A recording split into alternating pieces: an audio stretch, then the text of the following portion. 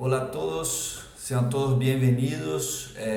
Hoy traigo a Ítalo Segata, ya que el último viernes no pudo estar con nosotros, ya que tuvo problemas de infraestructura de luz, cosas que sabemos que suele pasar. Así que muchas gracias Ítalo por disponer de tu tiempo para estar de vuelta y hacer esa grabación. Lastimosamente no pudimos organizar, coordinar con los alumnos, pero estoy seguro que va a ser muy importante de igual manera tener tu presentación.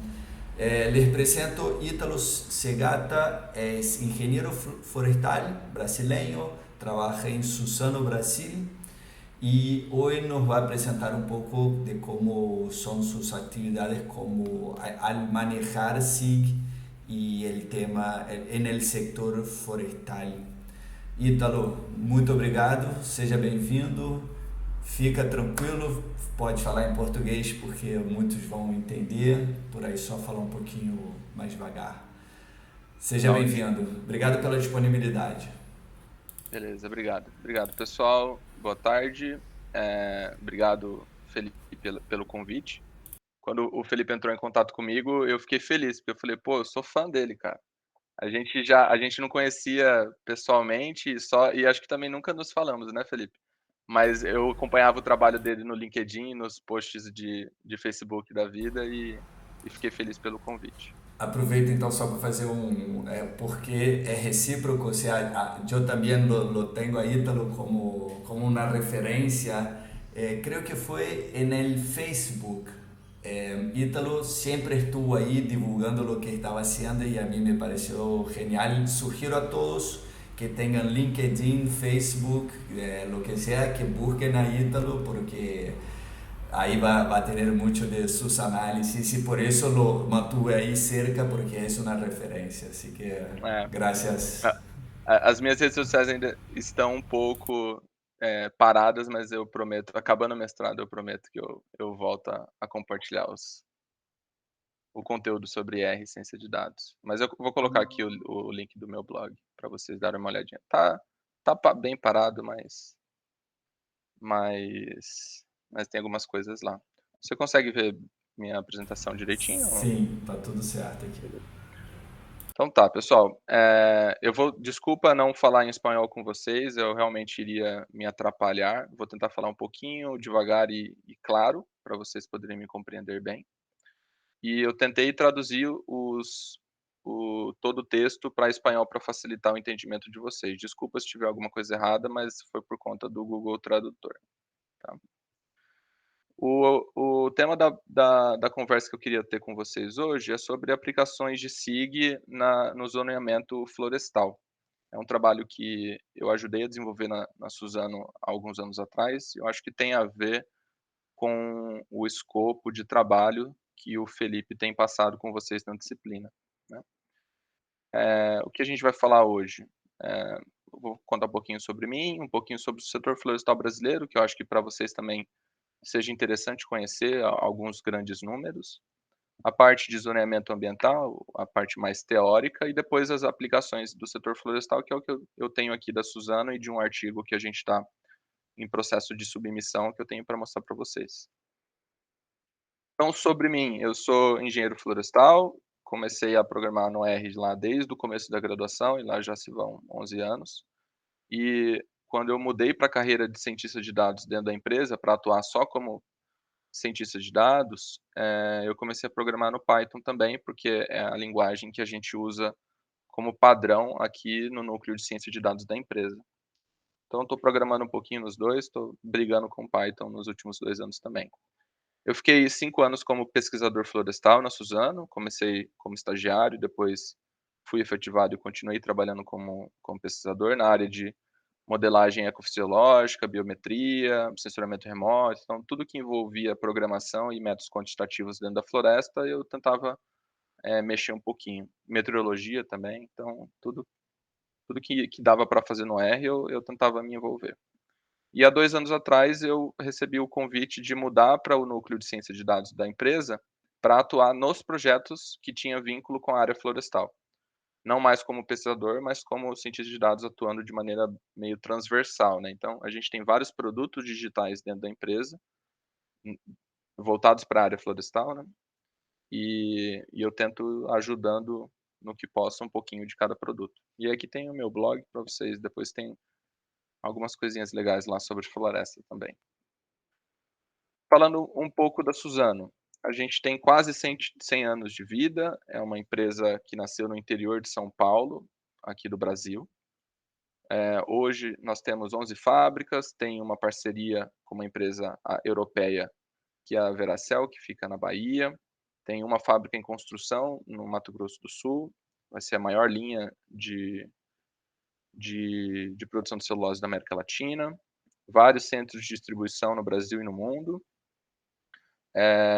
E o mais relevante aqui, opa, desculpa, o mais relevante aqui é a gente olhar a quantidade de áreas e de mudas que a gente está plantando. Então, mais de 1 milhão de mudas por dia, 1,6 milhões de hectares de áreas plantadas, né? Aqui é de efetivo plantio, de fato, e a gente tem outro 1 milhão eh, de áreas de conservação, né? Então, são áreas protegidas por lei ou áreas em que a Suzano faz questão de deixar reservada para conservação florestal e não faz o plantio de eucalipto lá, tá.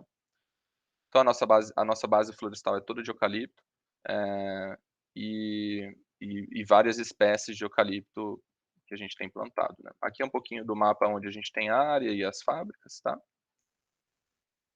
Dos produtos que a gente tem, então é basicamente exportação de celulose, tem um tipo de produto que a gente fala que é o fluff, que é a parte tissue que a gente faz com eucalipto, né, que é o que coloca em fralda, em papel toalha ou papel guardanapo, esse que a gente usa no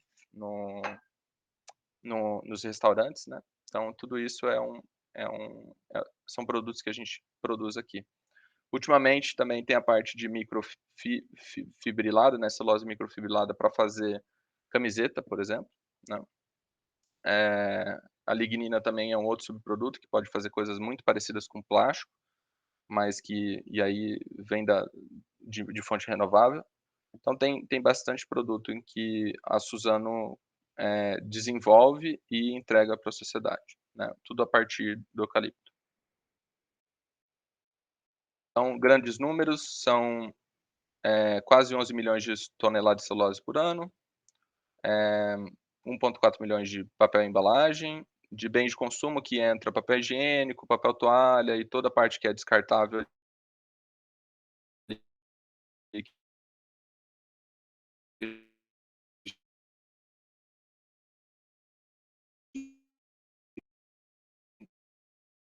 gente usa para e novos negócios que é fazer subprodutos de lignin, que é uma startup que a gente comprou, tudo isso entra como outros negócios que a gente tem e que deve crescer mais no futuro. Aí aqui agora sobre o setor florestal brasileiro, eh, a o o setor florestal de floresta o setor de florestas plantadas do Brasil, eh, não é tão grande quanto a parte do agronegócio, né. Então, assim, plantios de soja, plantios de toda a parte de grão, milho, soja e cana-de-açúcar e pastagem, né, para a parte de gado, de agropecuária, é muito mais relevante, tanto em área quanto em representatividade do PIB brasileiro. Mas, ainda assim, a gente contribui com 1,2% do PIB brasileiro, só o setor de florestas plantadas. Não, a Suzano é uma das empresas, né, mas a gente tem outras empresas que também plantam eucaliptos ou pinos para fazer, para produto de celulose, que é para produção de celulose, ou para produção da parte madeireira, né, seja para fazer madeira, serrada ou processada, para fazer MDF, eh, e painéis de esqueci o nome agora, painéis compensados, né, enfim, tudo isso é subproduto do eucalipto. Então, aqui é um pouquinho em comparação de como a gente está de exportação, eh, na balança comercial do Brasil. O nosso posicionamento em relação ao mercado global também é relevante. Então aqui a gente está falando de exportadores de celulose, a gente é o maior, no mundo, né, aqui não só a Suzano, tá, aqui é o Brasil como um todo. A parte de produção de celulose, Suzano perde só para os Estados Unidos.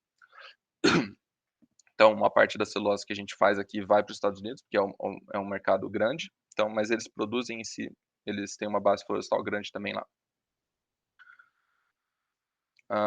Aqui em relação no Brasil, né, majoritariamente é celulose de fibra curta que a gente fala, a partir do eucalipto.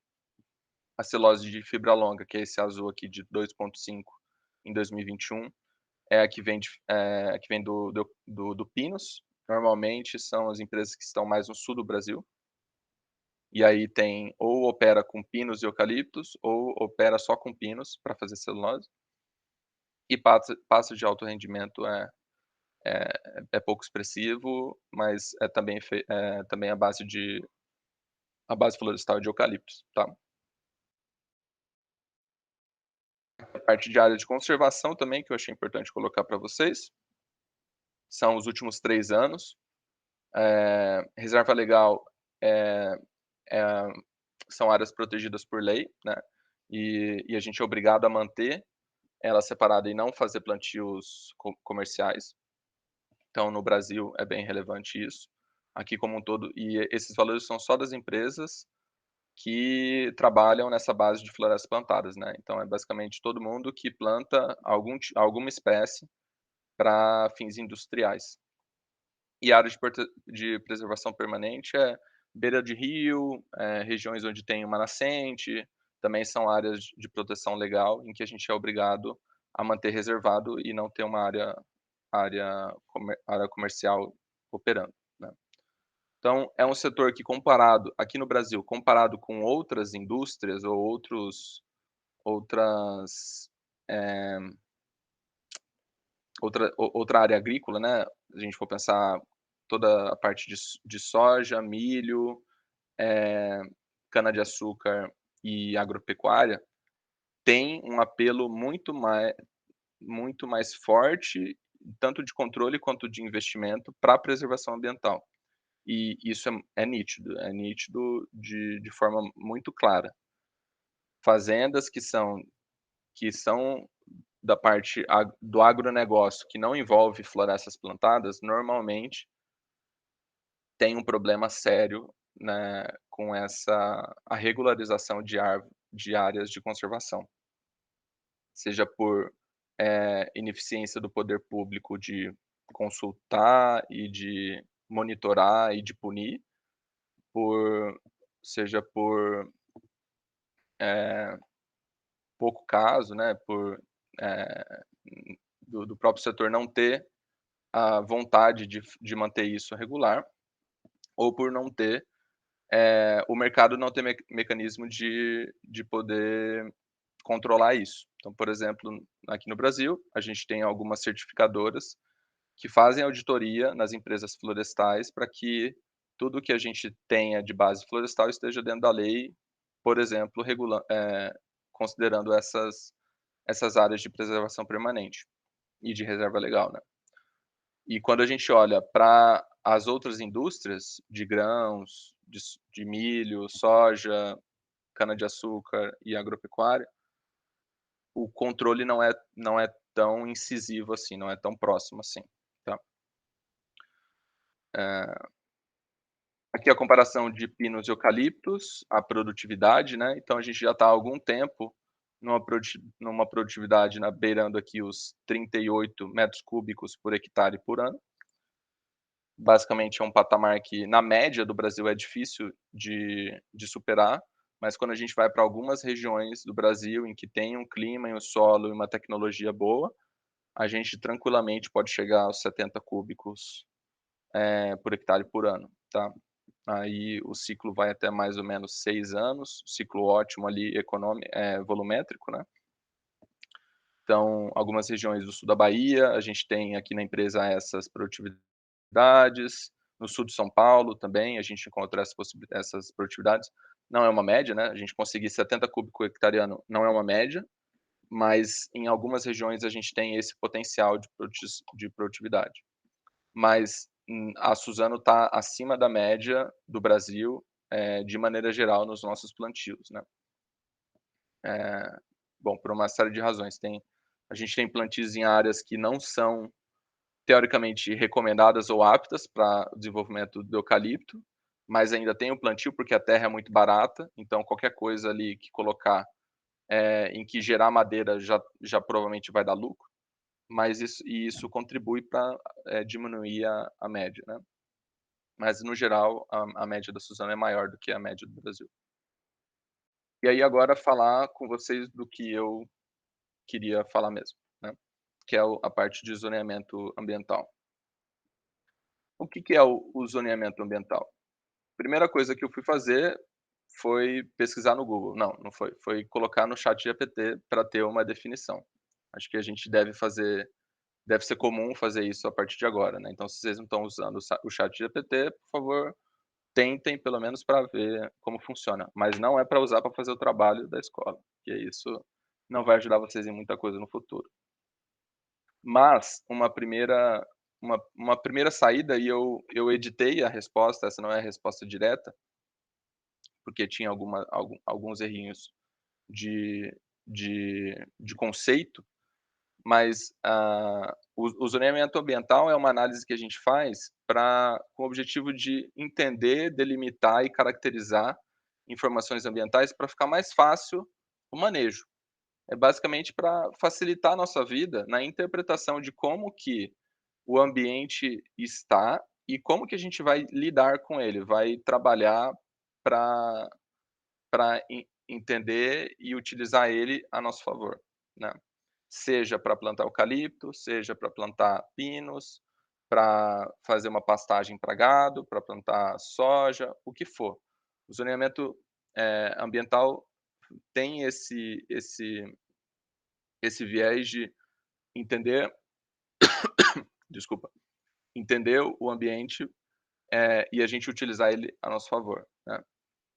Então é um processo que normalmente envolve, a classificação, né, do clima, do relevo, do solo, da hidrografia, da fauna, da flora, e os critérios ali, os aspectos socioeconômicos, para a gente poder falar assim: "Ah, aquela área tem uma característica muito peculiar e eu vou classificar ela diferente", e falar: "A partir de agora, ela tem uma zona própria". Ou seja, seja pelo clima, quer dizer que ela não é apta para uma determinada essência florestal, né. Se for por conta da hidrografia, eu não vou fazer talvez, eh, uma não vou fazer o manejo de uma espécie, porque não tem água lá e a espécie precisa de muita água para desenvolver, né. Então, o entendimento da paisagem passa por a gente fazer um zoneamento ambiental. Quais são por onde a gente começa, né. Eh, Beleza, estamos falando agora imaginando que vocês ouviram hoje, a primeira vez estão ouvindo, falar o que é zoneamento ambiental. Como que eu explicaria para vocês qual que é o benefício e por onde a gente começaria? Pra mim faz sentido, e foi esse o exercício que a gente fez aqui na empresa, que é começar pelas perguntas, algumas perguntas chaves. Então, primeiro, o quê? Eu vou fazer um zoneamento ambiental para quê? No meu caso aqui da Suzano, a gente fez para eucaliptos.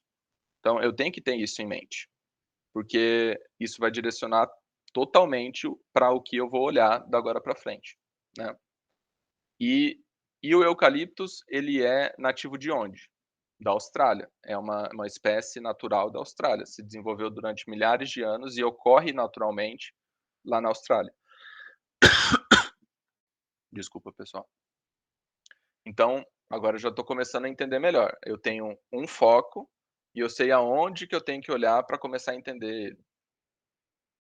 E aí agora vem como? Como que o eucaliptus na Austrália se desenvolve? Quais são as condições de chuva, as condições de radiação, de temperatura e de solo, em que possibilitou ele desenvolver durante milhares de anos naquela região? Por que que isso é importante?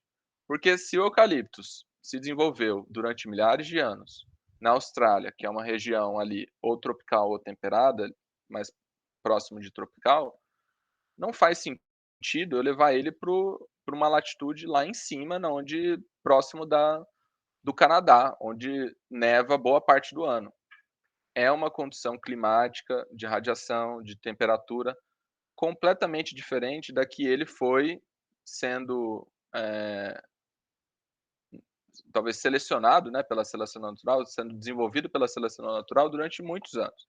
Ou seja, a aptidão do eucaliptus em uma região fora da área natural em que ele ocorre, não faz sentido eu olhar, nem eu pensar de que, ele vai se desenvolver lá. Então esse já é o primeiro ponto de zoneamento. Fala: "Ó, normalmente o seu zoneamento tem a ver com a região em que essa espécie ocorre naturalmente", tá. E aí agora a pergunta, por que que eu estou falando disso para você? Até agora foi mais geografia do que tudo, né. E o Felipe é geógrafo, salvo engano, acho que ele é familiar com todo esse assunto. Mas o que que tem a ver com o SIG, tudo isso? Por que que eu estou trazendo esse tema para vocês que estão na disciplina de SIG? Porque, basicamente, tudo que a gente vai fazer vai estar atrelado a uma informação geográfica. Até até um tempo atrás, onde a gente não tinha recursos computacionais para tratar informações geográficas no computador, isso era feito também de forma geográfica, só que na mão, né, controlando ali numa carta ou num mapa as condições e tabulando.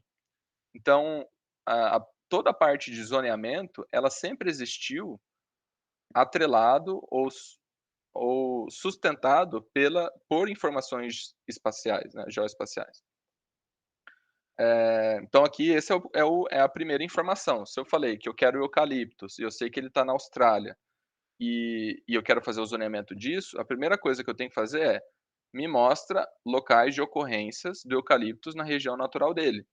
E esse é o mapa da Austrália com coletas, né, de herbários, onde foram lá e pegaram uma espécie que ocorre naturalmente, coletaram um ponto, uma coordenada geográfica, levaram para um herbário e catalogaram aquela coleta. Então todas essas latitudes e longitudes é onde naturalmente ocorre eucaliptos na Austrália. Sabendo disso, eu posso olhar, pegar toda a informação climática da Austrália e traçar um paralelo com a informação climática ou ambiental do Brasil. Vou tentar dar um zoom aqui para melhorar o gráfico aqui para vocês, ó. O a a latitude é a mesma, tá, aqui é o Equador, desculpa a qualidade, tá bem chapiscado aqui, mas aqui é o Equador e tá tudo em escala, tá. Então, vocês não vão conseguir ler talvez, mas a escala de cor aqui está em precipitação, e o que importa para a gente é quanto mais azul, maior a precipitação, e quanto mais vermelho, menor a precipitação anual. Então, observem que essa região litorânea aqui, da Austrália, que é onde tem a maior ocorrência natural de eucaliptos, tem cores em que ocorre aqui também em boa parte do Brasil. Ou seja, de bate pronto eu falo: "Ó, Brasil é um bom candidato para a gente plantar eucalipto, pensando na zona, natural de ocorrência dele. Se eu olhar para a temperatura, que é o mapa aqui de baixo, a gente chega em uma conclusão muito parecida. As cores que ocorrem aqui, também ocorrem aqui, porque está tudo em escala, tá. E o o zoneamento mais, o clássico, né, o mais tradicional que a gente tem, na literatura, é a classificação climática de Köppen. E, bom, então tem o Köppen desenvolveu em, sei lá quanto foi isso, década de 50, década de 60 talvez, uma metodologia para classificar as regiões no mundo em regiões climáticas. Então tem todo um racional lá de como ele faz isso, mas o que para a gente é importante aqui é ver que cada cor é um tipo climático, e os tipos climáticos que ocorrem aqui na região em que naturalmente o eucalipto se desenvolveu, também existem aqui no Brasil. Então, mais uma vez, eu tenho evidências de que o Brasil é um lugar que, o eucaliptus poderia muito bem se desenvolver, poderia estar apto a se desenvolver. Então, esse é um começo de todo o processo de zoneamento. Não adianta eu tentar, se eu fizesse esse mesmo gráfico de temperatura, precipitação e zonas de Köppen e colocar para o norte dos Estados Unidos, vocês vão ver que praticamente não ia bater nenhuma cor. E aí eu já teria que falar: "Bom, talvez não seja para eucaliptos ali, né, talvez seja para outra espécie". Eh, e aí, talvez uma uma proposta do zoneamento eu vou entender e vou entender e classificar o clima ou o ambiente para quê? A resposta é: porque normalmente a gente pensa em produção ou adaptabilidade, do ponto de vista aqui de uma empresa que planta eucalipto para fazer celulose, é assim que eu tenho que pensar, né. A área de conservação vai pensar do ponto de vista de conservação, de manter descendentes e poder, propagar a espécie, mas eu penso do ponto de vista de quanto mais metro cúbico, para mim melhor. Eh, e eu penso em produtividade modelando 4 fatores: a genética, o clima e o solo, pragas e doenças que podem acometer e podem acontecer na minha floresta, e a qualidade operacional em que eu vou plantar. É assim que eu posso modelar a minha produtividade, né, mais as interações entre elas. Então, se eu souber o clone ou a espécie que eu estou plantando, se eu souber toda a informação climática e ambiental, se eu souber se tem praga ou não, ou pelo menos controlar praga e doença, e eu souber se eu estou plantando bem, eu posso ter uma ideia de quanto que eu vou ter de produtividade. Essa é uma premissa nossa, né. E o zoneamento ambiental vem justamente para a gente trabalhar nessa parte de clima e solo.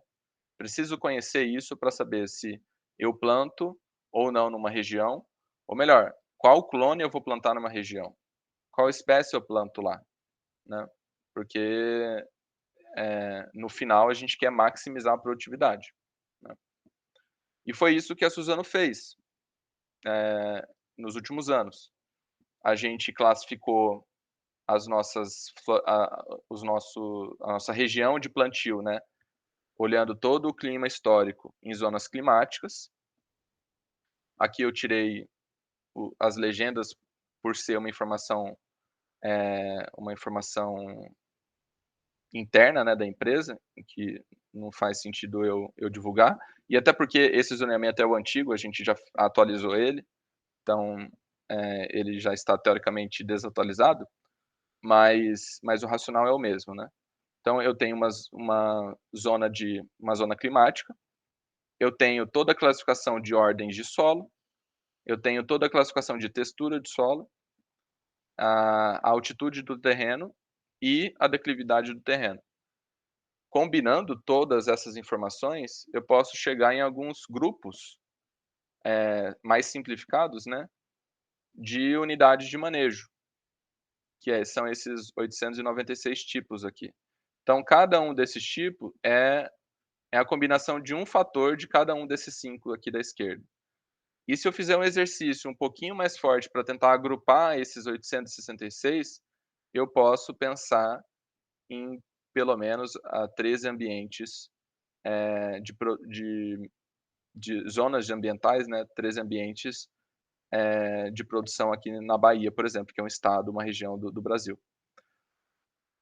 Então o zoneamento serve para a gente poder direcionar algumas coisas. Então essa região aqui, ela naturalmente é diferente da região mais continental, que é diferente da região aqui embaixo, no norte do estado do Espírito Santo.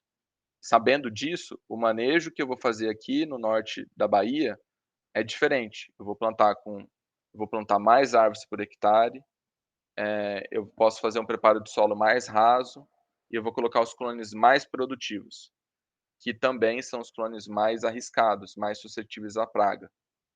Na região aqui continental, eu vou colocar os clones menos produtivos, porque eles demandam menos recurso, porque tem menos recurso no ambiente, chove pouco, então eu não posso colocar um clone muito produtivo que ele vai morrer.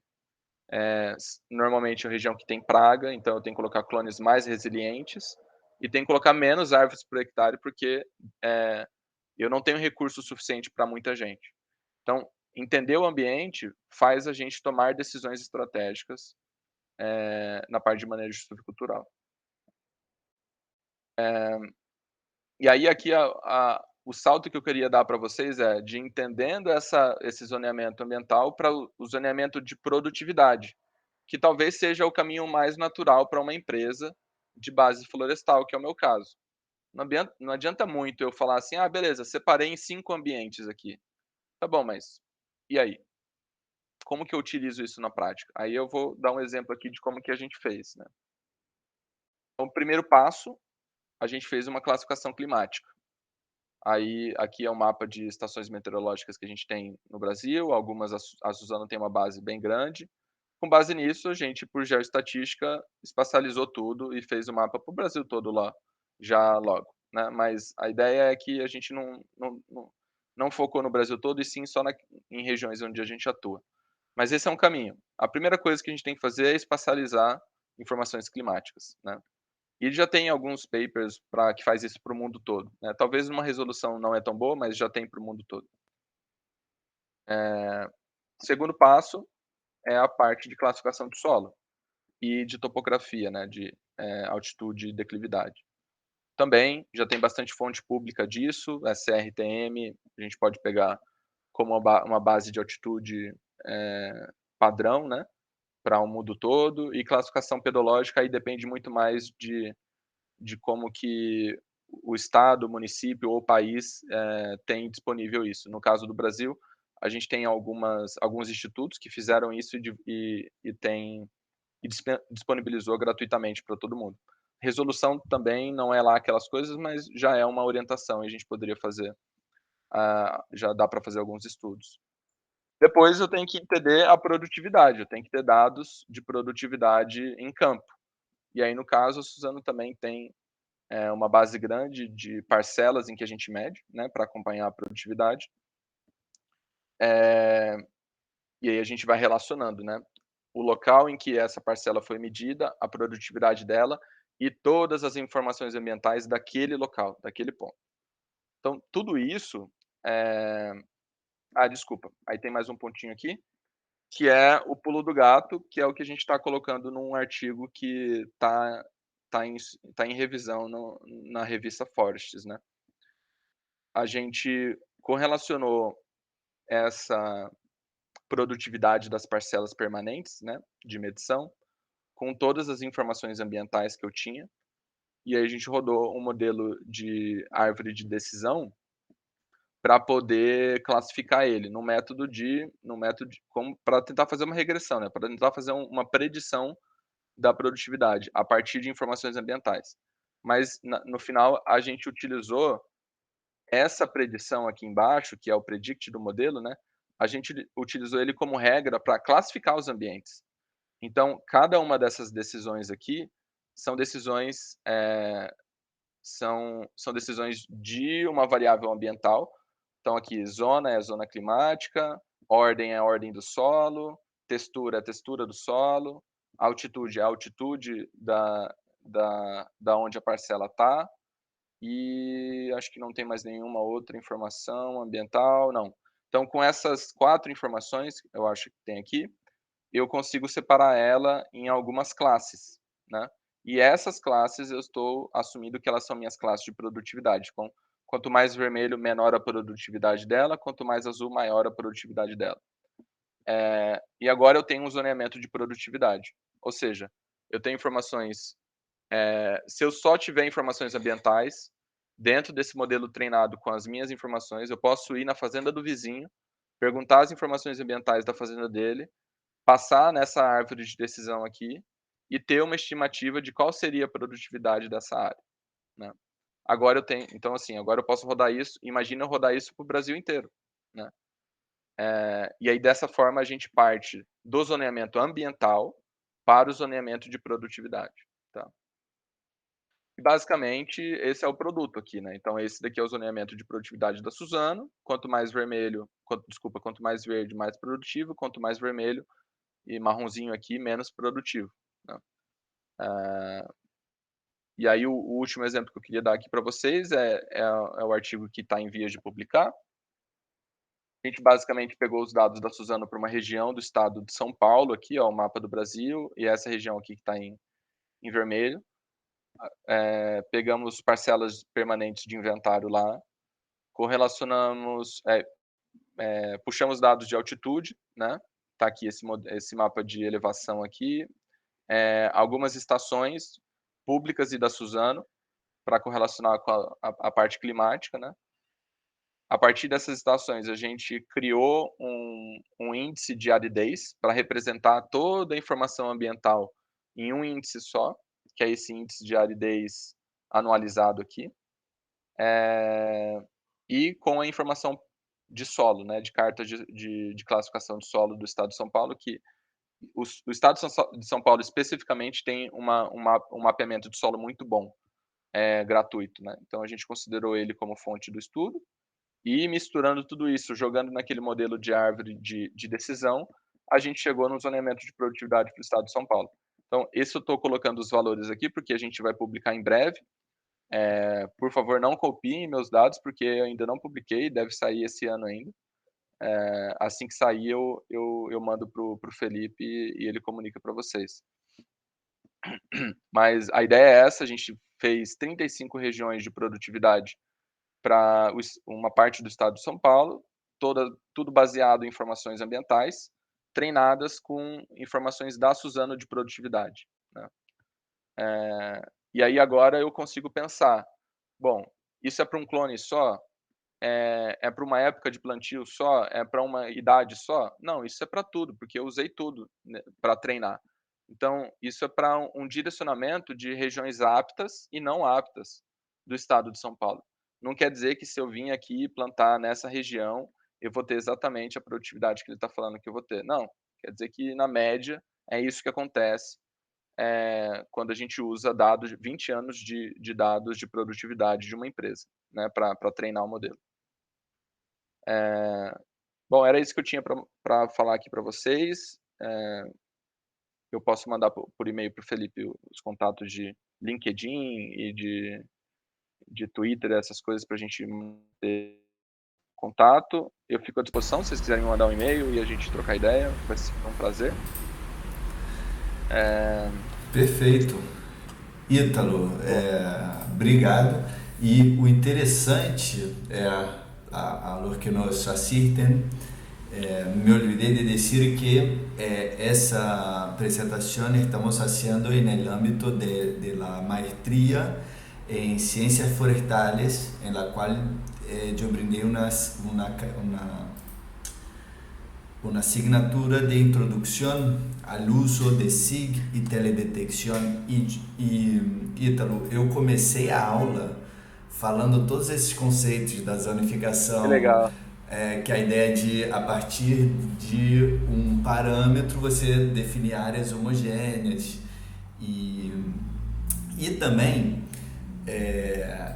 na aula, teve em algum momento que eu comentei sobre modelo de nicho, que é muito parecido com o que vocês fizeram, que é tendo como um suposto que uma determinada espécie está em equilíbrio com o seu ambiente, é entender esse ambiente e tentar predizer Aonde ela aonde, ocorre. aonde mais ela poderia ocorrer, né? Porque aí ela pode ter barreiras geográficas, pode ter predação, podem ter outros momentos.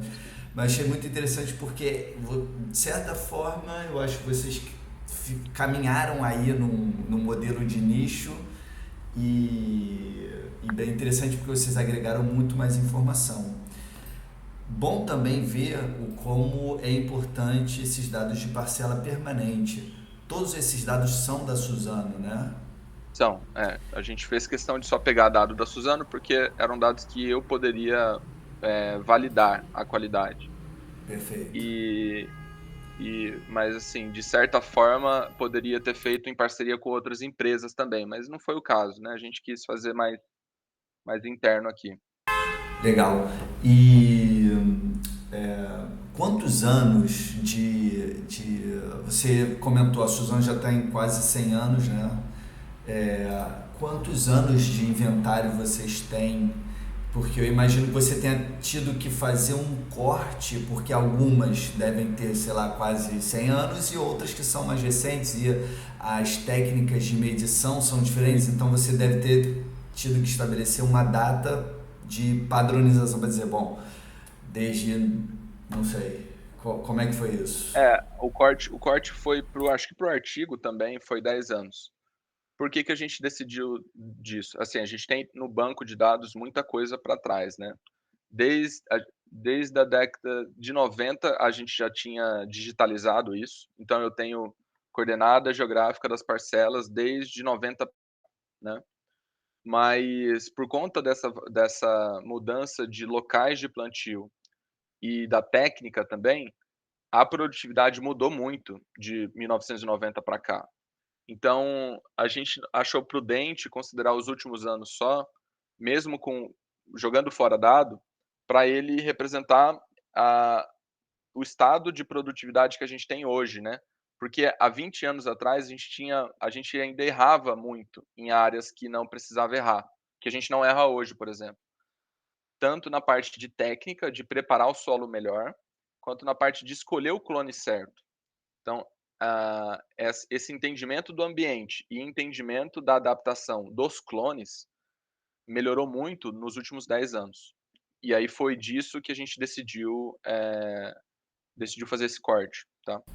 Então Legal. dado eu tinha bastante dado, mas a gente cortou nos últimos 10 anos, tá. Legal. E esse corte, como você disse, reflete muito mais pela tecnologia, pelo conhecimento que vocês têm agora dos últimos 10 anos do que dos anos anteriores, porque já ia gerar muito mais ruído, né, no Isso. projeto, no resultado, do que aportar informação de produtividade, já que vocês estavam Tá. buscando Porque é isso. como se eu fosse crescendo a produtividade, chegou no momento utilização, a gente enxerga que ocorreu mais ou menos há 10 anos atrás.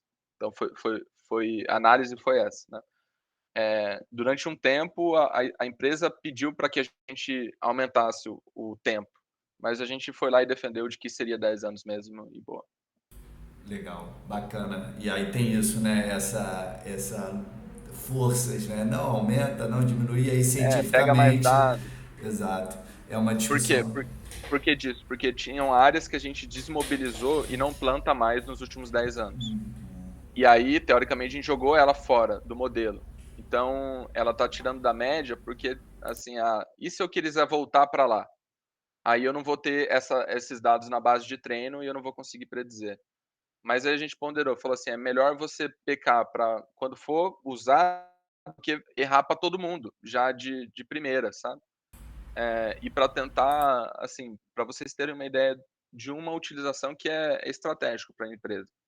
A Suzano ela não tem toda a base florestal que precisa para abastecer a fábrica. Eu preciso comprar madeira no mercado e eu preciso alugar a terra, que é o termo a gente fala que é arrendar a terra, né. Eu vou lá, peço uma pessoa, pago todo ano, pago o dinheiro para ele, para eu poder plantar e ficar 14 anos, plantando eucalipto lá, 14 ou 21 anos. E esses contratos de áreas que a Suzano vai comprar e áreas que a Suzano vai arrendar, ele só pode ser feito se eu rodar o meu modelo e colocar no plano econômico a predição que o meu modelo dá de produtividade para aquela área. Então, o nosso modelo que a gente fez de zoneamento de produtividade, ele impacta diretamente na conta de todas as áreas que a Suzano compra. Isso desde 2018, que é quando a gente começou a rodar. Então, assim, a conta, só para vocês terem uma ideia, o que eu pago só de arrendamento, né, só desses aluguéis por ano, dá mais ou menos 2 bilhões. Então, se eu errar na produtividade, para mais ou para menos, eu tenho impacto direto nessa conta de 2 milhões de reais por ano, sabe. Então é uma responsabilidade muito grande ter esse modelo bem apurado, né, é uma informação relevante para a empresa, porque quando a gente vai negociar o preço da compra da terra ou do aluguel da terra, eu tenho que comprar por um valor que vale a pena, para eu comprar ou alugar e levar a madeira que ela vai ser capaz de produzir, né. Eu não posso pagar caro por uma área em que produz pouco, né. Então, o zoneamento ajuda a gente a entender isso. Quais municípios eu vou prospectar a área? Porque eu sei que os municípios são capazes de ter uma alta produtividade. Quais municípios eu vou vender minhas áreas? Porque eu sei que lá a produtividade é ruim e vai ser ruim para o resto da vida. Então eu não quero mais ter área lá, eu vou vender tudo que eu tenho e vou comprar em outras regiões. Todas essas decisões estratégicas, elas são feitas em cima de um zoneamento de produtividade, que é feito em cima do zoneamento ambiental, né. Perfeito, perfeito. Bueno, encerro porque realmente vos ahora cerraste bien, justo yo estoy como docente en una tecnicatura en Sistema de Información Geográfica y Teledetección que fue creada por un área llamada de herramientas para la toma de decisión, e é o que foi o que você falou. São ferramentas que a gente usa para auxiliar a toma de decisão, a tomada de decisão, e deve ser feita com muito cuidado, com muita ciência, dosando bem o que entra, o que não entra. Assim que, Ítalo, te agradeço por su tempo. Em um par de dias te vamos enviar um certificado de participação. Muchas gracias y voy a compartir después con los alumnos el blog que vos tenés para que estoy seguro que muchos por ahí tendrán interés en contactarte para conocer más la metodología. Por ahí algunos van a interesarse por desarrollar algo similar y creo que por ahí vos vas a poder apoyarlos. Bien, muchas gracias, Ítalo. Un saludo desde Misiones, Argentina.